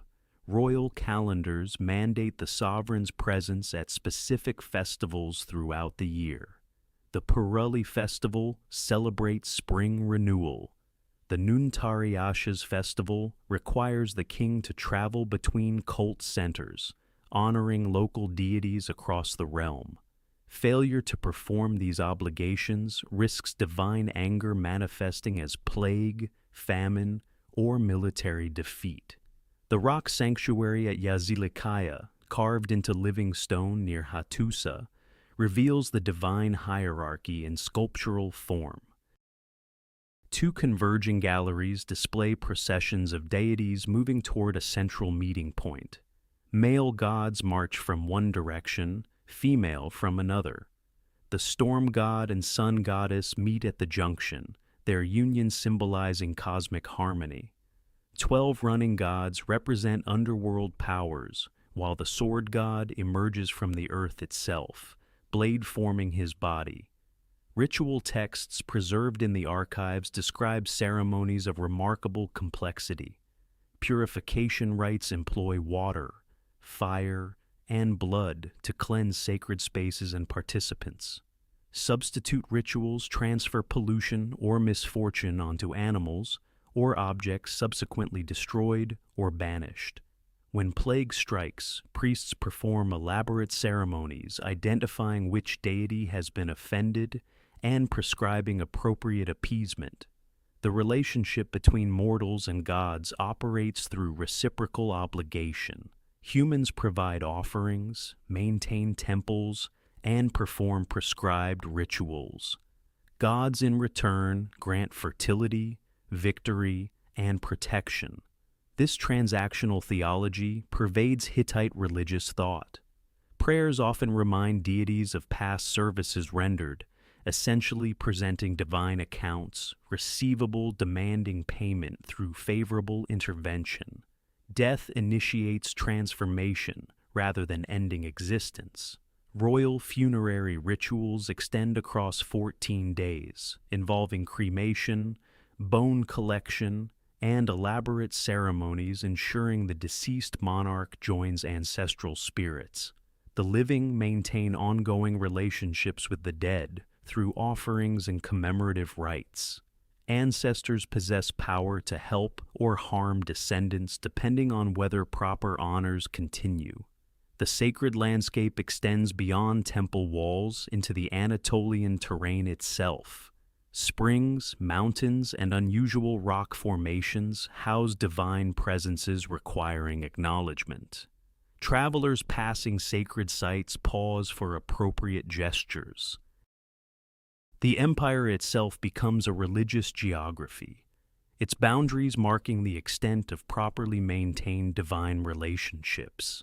This intricate religious system binds Hittite society together through shared obligations, seasonal rhythms, and cosmic understanding that makes the empire itself a sacred enterprise maintained through endless ritual performance. The legal tablets reveal a civilization that measures justice differently than its neighbors. Where Babylonian law demands a ephori, Hittite courts calculate compensation, restitution, restoration. The law codes preserved in Hattusa's archives illuminate a society where even killing carries a price that can be paid, where social harmony matters more than retribution. The courts operate at multiple levels throughout the empire. Local disputes find resolution before village elders who know the parties, understand the circumstances, weigh the evidence according to principles handed down through generations. More serious matters ascend to provincial governors who represent royal authority in distant territories. The gravest cases reach the king himself, supreme judge whose decisions establish precedent for future disputes. Property crimes carry specific valuations. Stealing a plow ox requires compensation of 15 cattle. Taking a horse demands payment of 14 horses. The multiplication reflects not punishment, but restoration of what theft disrupts, the agricultural cycle that feeds families, the military capacity that defends borders. Thieves who cannot pay face enslavement until their labor satisfies the debt. Assault cases distinguish between free persons and slaves, between intentional harm and accident, between permanent injury and temporary damage. Breaking a free person's arm requires payment of 20 shekels of silver. The same injury to a slave costs half that amount. These distinctions reveal social stratification, while maintaining the principle that all harm deserves remedy. Murder presents the most complex calculations. Killing a free person obligates the killer to provide replacement persons to the victim's family, typically 4 individuals who will perform the labor the dead person would have contributed. This substitution maintains household economic viability rather than simply punishing the perpetrator. Accidental death reduces the obligation. Killing in hot blood differs from premeditated murder. Sexual offenses carry severe consequences that vary dramatically based on relationship and consent. Adultery with a free woman permits the wronged husband to kill both parties without penalty, though he may choose compensation instead. Rape of a free woman in the countryside, where she cannot summon help, results in the rapist's death. The same crime in a city, where her silence suggests complicity, punishes both parties. The social hierarchy emerges clearly through legal distinctions. Free persons of various ranks occupy the upper tiers, their injuries and deaths commanding higher compensation. Below them exist dependent populations bound to land or masters, their legal protections reduced but not eliminated. Slaves occupy the lowest position yet retain certain rights, including the ability to marry free persons under specific circumstances. Land tenure follows complex patterns that balance royal authority with local custom. The king ultimately owns all territory, granting usage rights to temples, nobles, and communities in exchange for service obligations. These grants carry responsibilities. military service for some lands, agricultural tribute for others, ritual obligations for temple estates. Failure to fulfill duties risks forfeiture. Family law governs marriage, inheritance, and adoption with detailed provisions. Marriage requires bride price paid to the woman's family, establishing the union as economic as well as personal alliance. Divorce permits either party to dissolve the marriage, though financial consequences differ based on fault.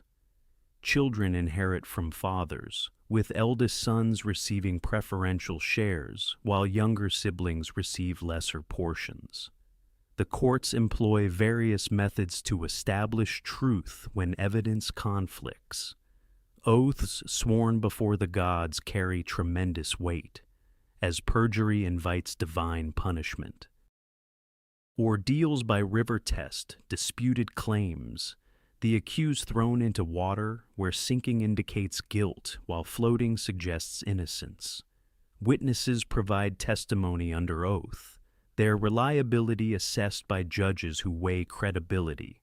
This legal system creates a society where disputes find resolution through established procedures, where even the powerful face constraints, where the weak possess defined protections.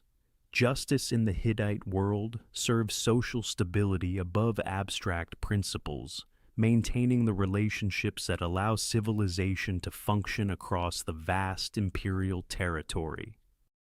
The agricultural year shapes existence for the vast majority who work Hittite lands. Farmers rise before dawn, their mud brick homes clustered in villages scattered across the Anatolian plateau. Fields of emmer wheat and barley stretch toward distant mountains, tended by families who have worked the same soil for generations. The plow, drawn by oxen, breaks earth that freezes in winter and bakes hard under summer sun. Seasonal rhythms dictate labor with absolute authority. Spring brings plowing and sowing, the crucial weeks when grain must enter the ground before rains cease. Summer demands constant vigilance against drought, pests, and the ever-present threat of crop failure. Autumn harvest mobilizes entire communities, men cutting stalks with bronze sickles, while women and children gather sheaves for threshing. Winter offers relative rest, time for repairing tools, weaving cloth, and preparing for the cycle to begin again. The village operates as an economic unit bound by mutual obligation. Neighbors assist during harvest when speed determines whether grain reaches storage before storms arrive. Shared irrigation channels require cooperative maintenance, their water rights governed by custom older than written law. Disputes over boundaries, water access, or wandering livestock find resolution through village elders who know every family's history. Craftsmen occupy a distinct social position, their specialized skills essential to community function. Potters shape clay into storage vessels, cooking pots, and ritual objects, their workshops producing goods that travel throughout the empire.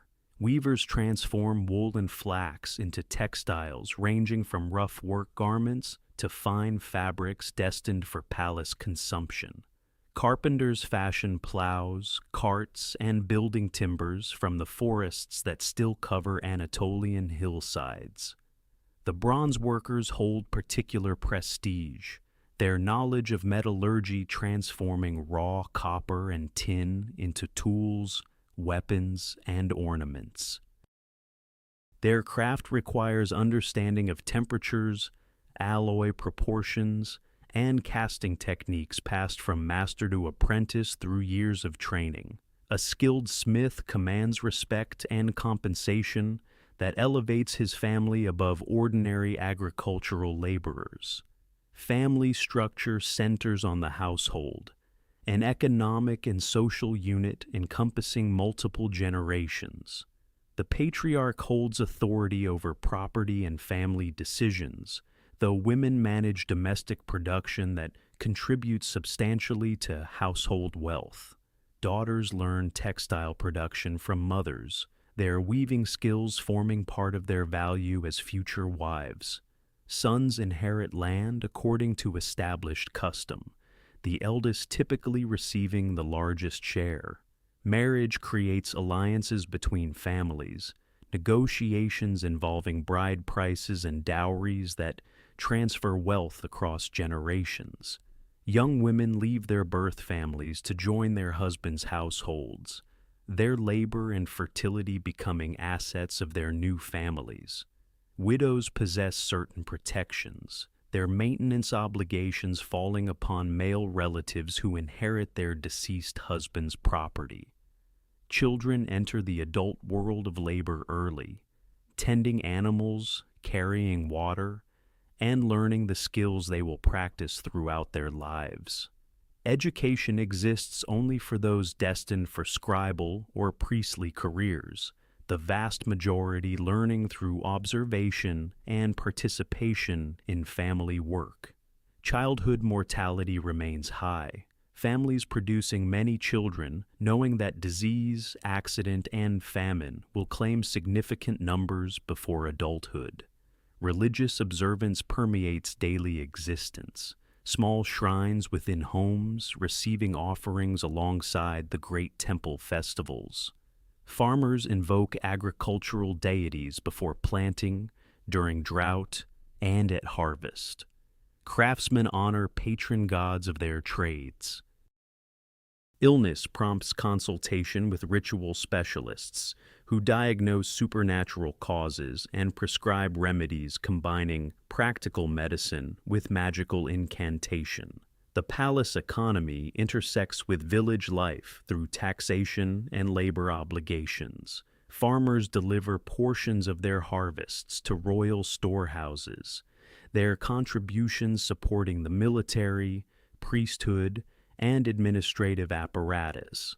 Corvée labor drafts villagers for construction projects, road maintenance, and military campaigns that remove productive workers from their fields during crucial seasons. This world of ordinary Hittites leaves fewer traces than royal inscriptions and temple archives.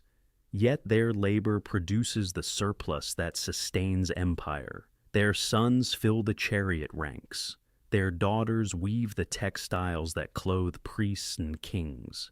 The great monuments of Hattusa rise upon foundations of countless anonymous lives lived according to rhythms unchanged across centuries.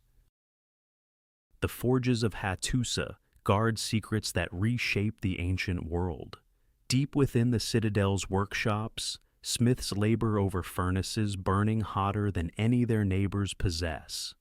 The material emerging from these flames will eventually transform warfare, agriculture, and civilization itself. But for now, the Hittites hold this knowledge close as their most precious advantage. Iron exists throughout the Bronze Age world, yet working it remains extraordinarily difficult. The metal requires temperatures far exceeding those needed for bronze, and the techniques for achieving such heat develop slowly over generations. Hittite metallurgists master these challenges through patient experimentation, learning to construct furnaces with sophisticated bellows, systems that force air through charcoal beds until the flames burn white hot. The process demands expertise passed from master to apprentice across decades. Ore must be carefully selected, impurities removed through repeated heating and hammering. The smiths develop carburization techniques, introducing carbon into iron to create early forms of steel with hardness surpassing bronze. These methods remain closely guarded, their practitioners enjoying elevated status within Hittite society. Royal correspondence reveals how jealously the empire protects its metallurgical advantage. Foreign kings request iron gifts, and Hittite rulers respond with careful diplomacy, sending small quantities while deflecting requests for larger shipments. The metal appears in inventories as more valuable than gold, its scarcity maintained through deliberate policy rather than natural limitation. Trade networks radiate outward from Hattusa like arteries carrying imperial lifeblood. Caravans traverse mountain passes connecting Anatolia to Mesopotamia, Syria, and the Aegean coast. Donkey trains laden with textiles, metals, and grain follow routes established centuries before Hittite dominance, their paths now secured by imperial garrisons and treaty arrangements. The economy operates through interconnected systems of palace redistribution and private enterprise. Royal storehouses collect agricultural surplus, craft products, and tribute, redistributing these goods to support military campaigns, temple establishments, and diplomatic gift exchanges. Alongside this centralized system, merchants conduct independent trade, their activities documented in contracts specifying prices, delivery terms, and dispute resolution procedures. Copper flows from Anatolian mines to workshops producing bronze implements. Tin arrives through long-distance trade networks stretching toward distant sources in the east. Silver serves as the primary medium of exchange, its weight carefully measured against standardized units. Gold, rarer still, appears in royal treasuries and temple offerings, its brilliance reserved for divine and royal contexts. Textile production rivals metallurgy in economic importance. Workshops attached to palaces and temples employ hundreds of workers spinning wool into thread, weaving cloth on upright looms, and dyeing finished fabrics with colors extracted from plants and shellfish. These textiles serve as currency in international trade, their quality establishing Hittite reputation across the ancient Near East. The road system binding this commercial network together represents significant imperial investment. Major routes receive regular maintenance, their surfaces graded and bridges repaired. Way stations provide shelter for travelers and fresh animals for royal messengers. Military garrisons protect strategic points, their presence deterring bandits while projecting imperial authority into distant provinces. Harbor towns along the Mediterranean coast connect overland routes to maritime networks. Ships carry Hittite goods to Cyprus, Crete, and the Levantine ports, returning with commodities unavailable in Anatolia. This integration into Bronze Age international trade makes the empire dependent on systems extending far beyond its borders, a vulnerability that will prove catastrophic when those networks collapse. The women of the Hittite world occupy positions of power unmatched across the ancient Near East. Within palace walls and temple precincts, queens and priestesses wield authority that shapes imperial destiny, their influence extending from sacred rituals to international diplomacy. The title Tawanana designates the Great Queen, a position carrying autonomous power independent of any king. This office passes not through marriage but through formal succession, meaning a Tawanana often outlives her husband king and continues ruling alongside his successor. She controls her own estates, maintains separate administrative staff, and conducts independent correspondence with foreign courts. Her seal carries legal weight equal to the king's on certain documents. Puduhepa of Kizuwatna emerges as the most remarkable woman in Hittite history. Daughter of a priest, she marries Hattusa III during his years as a provincial governor. When he seizes the throne through civil war, she becomes not merely his consort, but his co-ruler. Royal documents bear both their seals. International correspondence addresses them jointly. She negotiates directly with Rameses II of Egypt, her letters preserved in both Hattusa and Egyptian archives. Her religious authority proves equally significant. Puduhepa undertakes systematic reform of Hittite religion, harmonizing the 1,000 gods into coherent theological frameworks. She integrates Hurrian deities from her homeland with traditional Huadian and Hittite pantheons, creating syncretic worship that strengthens imperial unity. Temple reorganization under her direction standardizes festivals across the realm. Priestesses serve essential functions throughout the religious hierarchy. The highest-ranking women perform rituals that only female hands can execute. Certain purification ceremonies, fertility rites, and funerary observances require priestess participation. Temple complexes maintain permanent female clergy who tend sacred flames, interpret omens, and preserve ritual knowledge across generations. Royal women participate directly in state religion. The queen accompanies the king during major festivals, performing complementary rituals that complete sacred ceremonies. Spring festivals require the royal couple to process together through Hattusa, their joint presence ensuring divine blessing upon the agricultural year. Without the queen's participation, certain rites remain incomplete, their efficacy compromised. Palace women beyond the queen exercise considerable influence. Princesses serve diplomatic functions, their marriages sealing alliances with vassal kings and foreign powers.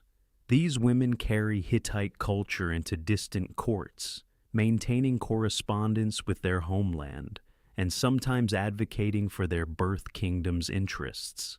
Dowries accompanying royal brides include not merely treasure, but administrative personnel, scribes, and religious specialists who spread Hittite practices abroad. The institution of secondary wives and concubines creates complex household hierarchies. Legal texts carefully distinguish between wives of different rank, specifying inheritance rights and the status of their children. A secondary wife's son might inherit property, but not royal succession. These distinctions prevent the chaos that plagued earlier dynasties when unclear succession rules enabled assassination and civil war. Women outside royal circles possess legal rights unusual for the Bronze Age. Wives can own property independently, initiate divorce under certain circumstances, and conduct business transactions. Widows retain control of their deceased husband's estate until sons reach maturity. Daughters inherit when no sons exist. These protections, codified in Hittite law, suggest cultural attitudes valuing women's economic participation. Female artisans contribute to palace workshops, particularly in textile production. Weaving establishments employ hundreds of women producing the fine fabrics that serve as diplomatic gifts and trade goods. Their work carries economic significance, the textiles they create representing substantial imperial wealth. Administrative tablets track their output, their rations, and their working conditions with bureaucratic precision. The legacy of Hittite queenship influences successor cultures across Anatolia. The model of powerful royal women exercising independent authority persists in later kingdoms, a tradition traceable to Tawananna and her extraordinary powers. The final half-century of Hittite greatness unfolds beneath gathering shadows that few yet perceive. Around 1250 years before the Common Era, the empire reaches its territorial zenith, stretching from the Aegean coastlands to the upper Euphrates, from the Black Sea shores to the Cedar Mountains of Lebanon. Prosperity flows through trade routes connecting 3 continents. Palace storerooms overflow with tribute. The great kings rule from Hattusa with confidence born of centuries of accumulated power. Tudhaliya, the fourth, ascends the throne, inheriting an empire seemingly invincible. His reign witnesses ambitious building programs transforming Hattusa into its most magnificent form. New temples rise within the sacred precinct. The rock sanctuary at Yazilikaya receives its famous carved processions, divine figures marching eternally across living stone. Administrative reforms strengthen provincial control.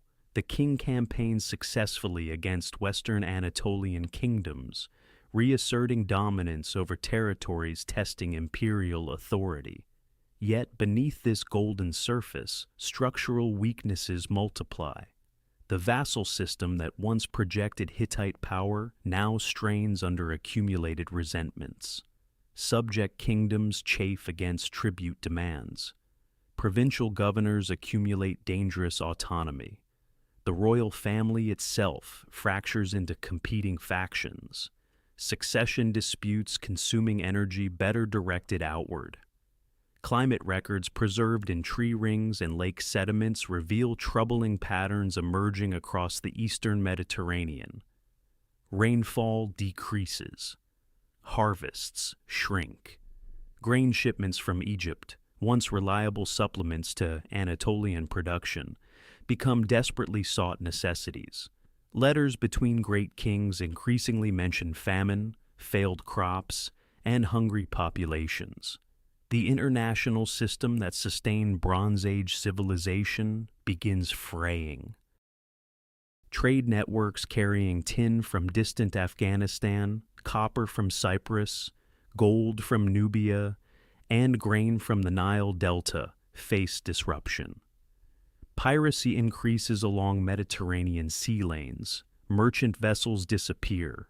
The complex interdependencies binding palace economies together prove simultaneously their greatest strength and fatal vulnerability. Suppiluliuma II, last of the great Hittite kings, inherits an empire already trembling. His reign witnesses desperate military campaigns, attempting to hold fragmenting territories together. Naval battles off the Cypriot coast suggest new threats emerging from the sea itself. Mysterious peoples, later remembered as sea peoples, appear along Mediterranean coastlines, their origins debated, their impact devastating. The Hittite heartland faces pressure from multiple directions simultaneously. Casca raiders from the northern mountains intensify their attacks. Western kingdoms assert independence. Syrian vassals waver in their loyalty. The diplomatic network carefully constructed over centuries unravels as partners face their own existential crises. Hattusa's massive walls, once symbols of invincible power, now require constant maintenance against threats growing closer each season. The garrison strains to cover extended perimeters. Food supplies within the citadel diminish as agricultural hinterlands face repeated harvest failures. The population that once filled the lower city begins dispersing, seeking survival elsewhere. The royal archives from these final decades reveal administrators struggling with cascading crises. Grain requisitions go unfilled.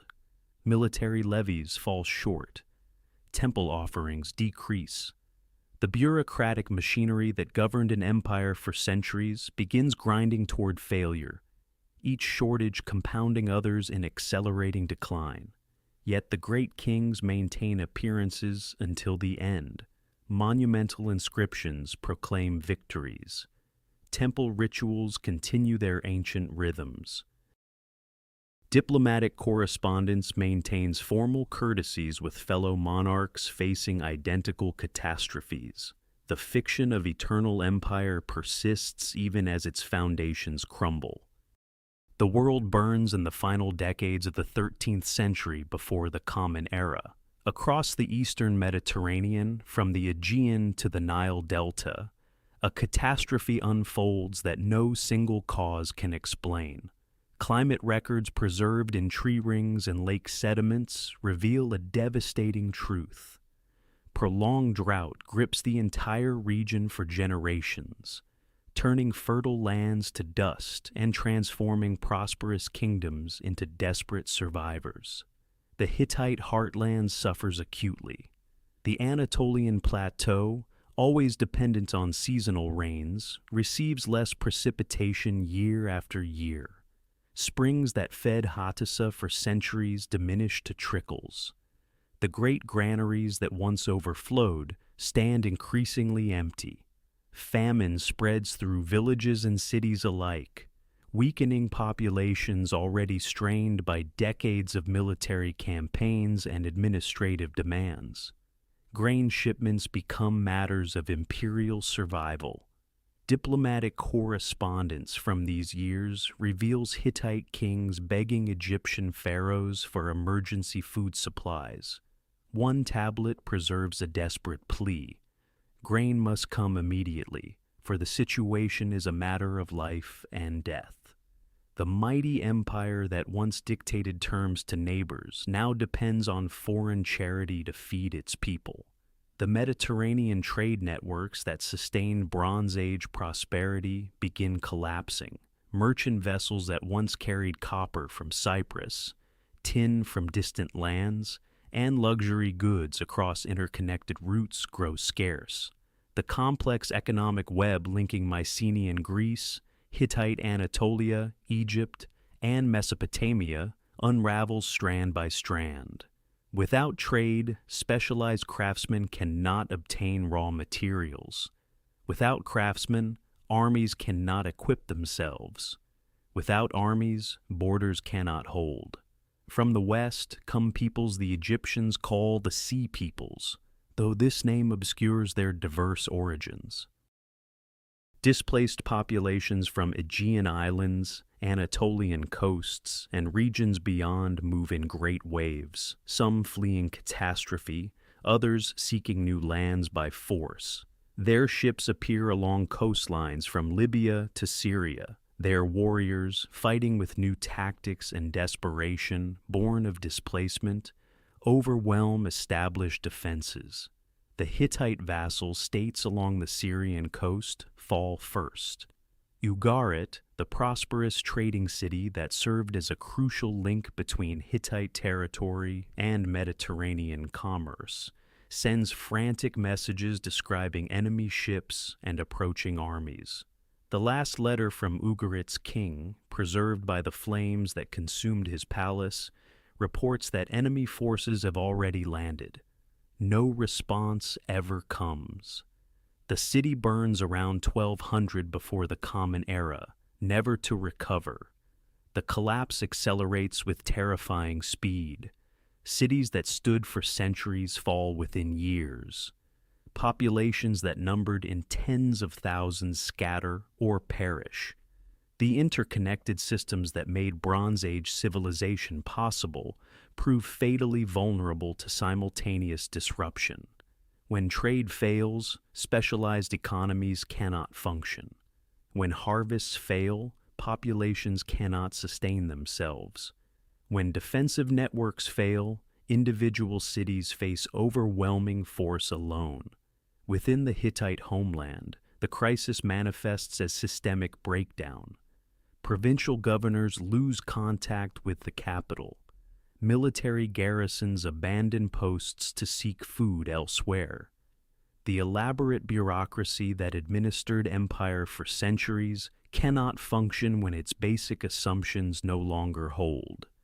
The fiction of central authority persists in royal proclamations, even as real power fragments into local survival. The great temples of Hattusa continue their rituals, priests performing ceremonies meant to appease angry gods and restore cosmic order. Storm gods receive offerings pleading for rain. Sun goddesses hear prayers for renewed fertility. The thousand deities of the Hittite pantheon witness their worshippers' desperation without apparent response. The theological framework that explained Hittite success offers no comfort when success itself vanishes. Archaeological evidence reveals the final years in stark detail. Occupation layers thin as populations decline. Luxury goods disappear from household assemblies. Weapons and tools show signs of hasty repair rather than replacement. The material abundance that characterized Hittite prosperity gives way to scarcity and improvisation. The roads that once carried tribute and trade now carry refugees. The roads that once carried tribute and trade now carry refugees fleeing toward an uncertain horizon. Around 1180 years before the Common Era, the great capital of Hattusa enters its final days. The city that commanded an empire spanning from the Aegean to the Euphrates now stands vulnerable, its granaries depleted, its garrison thinned by years of crisis. The archaeological record preserves the violence of these final hours with terrible clarity. Excavations reveal destruction layers containing ash, collapsed masonry, and the scattered remnants of hasty abandonment. The great temples that housed 1,000 gods show evidence of systematic burning. The royal archives, those irreplaceable cuneiform tablets documenting centuries of diplomacy and administration, lie buried beneath rubble, where they will remain hidden for 3 millennia. The identity of Hattusa's destroyers remains debated among scholars. Some evidence points toward the Kaska peoples, mountain tribes from the northern highlands who had raided Hittite territories for generations. Other theories suggest internal collapse preceded any external assault, with the city already dying before enemies delivered the final blow. Perhaps both explanations hold truth. A weakened capital, stripped of defenders and resources, would present an irresistible target for opportunistic raiders. The Lion Gate, that magnificent entrance where stone guardians had watched generations of merchants and soldiers pass, witnesses the end of an era. The massive walls that once proclaimed Hittite engineering mastery prove insufficient against whatever forces converge upon the plateau. Fire consumes wooden structures while stone foundations crack from intense heat. The great temple of the storm god, heart of Hittite religious life, burns with the rest. Evidence suggests some inhabitants fled before the final catastrophe. Certain valuable objects appear deliberately removed rather than abandoned in panic. Royal families and high officials may have escaped southward, carrying what treasures they could manage. Yet many clearly remained, either unable or unwilling to abandon their homes. Their fate remains unrecorded in any surviving text. The destruction of Hattusa represents more than the fall of a single city. It marks the extinction of a political system that had governed Anatolia for 5 centuries. The elaborate bureaucracy that administered provinces, collected tribute, and maintained diplomatic correspondence ceases to function. The military apparatus that fielded chariot armies and defended distant frontiers dissolves. The religious institutions that connected earthly rulers to divine authority lose their physical foundations. Across the former empire, similar scenes unfold. Provincial centers that depended upon Hattusa for direction and legitimacy face their own crises. Some burn alongside the capital. Others simply fade as populations disperse and administrative structures collapse. The network of roads, garrisons, and supply depots that maintained imperial cohesion fragments into isolated communities struggling for survival. The speed of collapse astonishes modern observers. Within a single generation, one of the ancient world's great powers vanishes so completely that later civilizations will doubt its existence. The Hittites leave no successor state capable of preserving their memory. Their language falls silent. Their gods find no new worshippers. Their achievements in diplomacy, law, and military organization pass from living knowledge into archaeological mystery. The ruins of Hattusa settle into silence. Wind sweeps across the abandoned plateau, carrying dust through empty doorways and roofless chambers. Wild grasses reclaim streets where soldiers once marched. The lion sculptures guard nothing but memories encoded in stone. Centuries will pass before shepherds grazing flocks among the ruins wonder what people built these massive walls. Millennia will elapse before scholars decipher the tablets buried beneath destruction debris. The Hittite Empire ends not with gradual decline, but with sudden extinction, a civilization erased from history so thoroughly that only archaeology could resurrect its memory. The silence stretches across 3,000 years before voices begin speaking again from the ruins. For centuries after the empire's collapse, the Hittites exist only as shadows in other people's texts. Hebrew scriptures mention them among the nations of Canaan, mysterious figures appearing alongside Amorites and Jebusites in ancient genealogies. Assyrian records reference campaigns against Neo-Hittite kingdoms in northern Syria.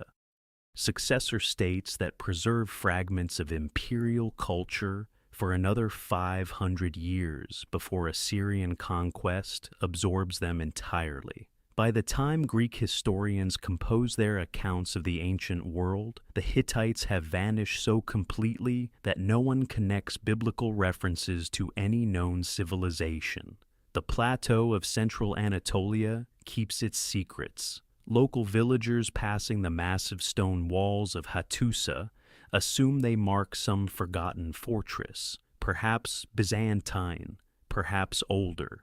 The lion sculptures weathering beneath Anatolian skies attract occasional curiosity, but no systematic investigation. European travelers crossing Ottoman territories in the 18th and 19th centuries note strange rock carvings at sites throughout Turkey and Syria, hieroglyphic inscriptions in no recognizable script, but cannot identify their creators. The breakthrough arrives in 1876 when British scholar Archibald Henry Sayce proposes a revolutionary hypothesis. The scattered monuments, the mysterious inscriptions, the biblical references all point toward a single lost civilization, a great empire that once rivaled Egypt and Mesopotamia. His theory meets skepticism from colleagues who cannot imagine an entire imperial power vanishing from historical memory.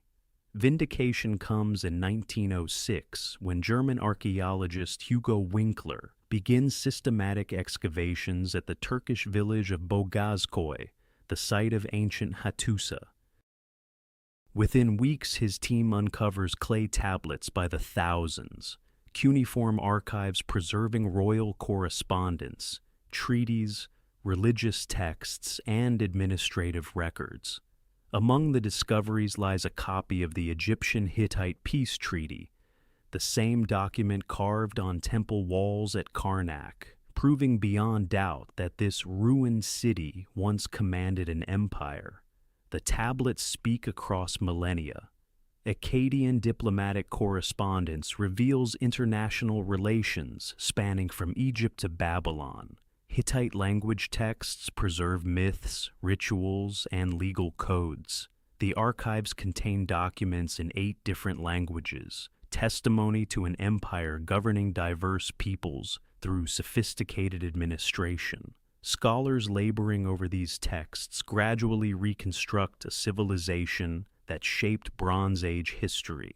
Excavations continue throughout the 20th century and into the 21st. Archaeologists map Hattusa's temples, palaces, and fortifications. They trace trade routes connecting Anatolia to distant lands. They analyze bronze weapons as ceramic vessels, reconstruct agricultural practices and religious ceremonies. Each season reveals new tablets, new structures, new insights into daily life within the empire. The Hittites emerge from obscurity as pioneers of international diplomacy, their treaties establishing principles still recognizable in modern law. Their legal codes emphasizing restitution over vengeance influenced neighboring cultures. Their military innovations, particularly chariot tactics, transformed ancient warfare. Their religious tolerance, incorporating conquered peoples' gods into imperial pantheons, offered models for governing diverse populations. Today, the ruins of Hattusa stand as a protected heritage site, the lion gates restored, the temple foundations mapped, the archives preserved in museums across 3 continents. The forgotten empire forgotten no longer, its story recovered from silence through patient scholarship and archaeological persistence. Thank you for joining this complete journey through Hittite history. If you found value in exploring this forgotten empire, please subscribe to ensure you discover future documentaries uncovering the ancient world's hidden civilizations.